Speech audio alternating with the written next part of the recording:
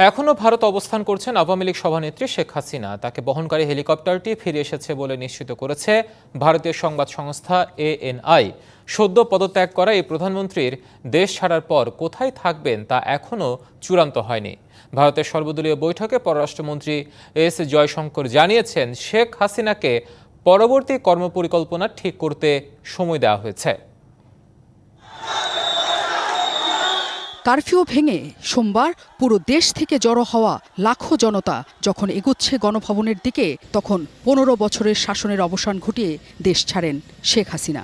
গণভবন থেকে একটি হেলিকপ্টারে করে প্রথমে তিনি বঙ্গভবন, বিমান বাহিনীর বঙ্গবন্ধু বেজে যান।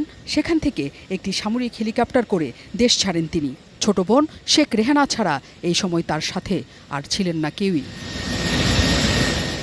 সূত্র বলছে, দেশে এমন গণ অভ্যুত্থান ঘটবে তা খুনাক্ষরেও ভাবেননি শেখ হাসিনা। তাই কোথাও যাওয়ার ছিল না কোনো প্রস্তুতি। কোনো রকম অনুমতি ছাড়াই দুপুর 1টার পর তিনি রওনা হন ভারতের উদ্দেশ্যে।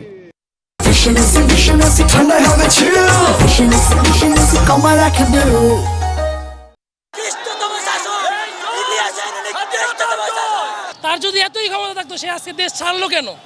সে তো এতদিন বলছে যে সবাই রাজাকার, সবাই সন্ত্রাসী। আজকে সে কোথায়? যদি সবাই রাজাকার হতো তাহলে তো সবাই দেশ ছাড়তো। আজকে কেন সে দেশ ছাড়লো? স্বৈরশাসক সে যত বড় ক্ষমতাশালী হোক না কেন, একদিন তার পতন নিশ্চিত। বাংলাদেশের ছাত্র ইতিহাসের পাতায় নতুন করে বাংলাদেশের নাম যুক্ত করবে আজ থেকে ইনশাআল্লাহ।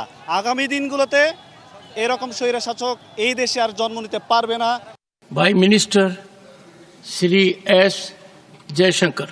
তবে ভারত বলছে, শেখ হাসিনার অনুরোধেই তাকে ট্রানজিট দিয়েছে ভারত। বাংলাদেশের পরিস্থিতি নিয়ে ভারতের সর্বদলীয় বৈঠকে পররাষ্ট্রমন্ত্রী এস জয়শঙ্কর জানান, তাকে পরবর্তী কর্মপরিকল্পনা ঠিক করতে সময় দেওয়া হয়েছে। On 5th August, demonstrators converged in Dhaka. 5ই আগস্ট কারফিউ অমান্য করে আন্দোলনকারীরা ঢাকায় সমবেত হয়। বিভিন্ন নিরাপত্তা সংস্থার প্রধানদের সাথে বৈঠকের পর প্রধানমন্ত্রী শেখ হাসিনা পদত্যাগের সিদ্ধান্ত নেন। এর কিছু সময় পর তিনি ভারতে কিছুদিন থাকার অনুমতি চেয়ে অনুরোধ জানান। আমরা বাংলাদেশ কর্তৃপক্ষের অনুরোধে ফ্লাইট ক্লিয়ারেন্স দেই। গতকাল সন্ধ্যায় তিনি ভারতে পৌঁছেছেন। বাংলাদেশের পরিস্থিতি এখনও পরিবর্তিত হচ্ছে। বাংলাদেশের সেনাপ্রধান বর্তমানে দায়িত্বে আছেন এবং অন্তর্বর্তীকালীন সরকার গঠনের কথা বলেছেন।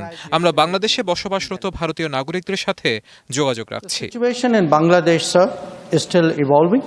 ভারতীয় গণমাধ্যমগুলো জানিয়েছে, শেখ হাসিনা যুক্তরাজ্যে যাওয়ার জন্য আবেদন করেছেন। সেই আবেদনে এখনও সাড়া মেলেনি। এই প্রসঙ্গে ব্রিটিশ স্বরাষ্ট্রমন্ত্রী জানিয়েছেন, রাজনৈতিক বা সাময়িক আশ্রয়ের জন্য কারও যুক্তরাজ্য ভ্রমণের সুযোগ নেই। উল্লেখ্য, শেখ রেহানার কন্যা টিউলিপ যুক্তরাজ্যের নতুন মন্ত্রিসভার city minister. Nazim Munni, DBC news, Dhaka.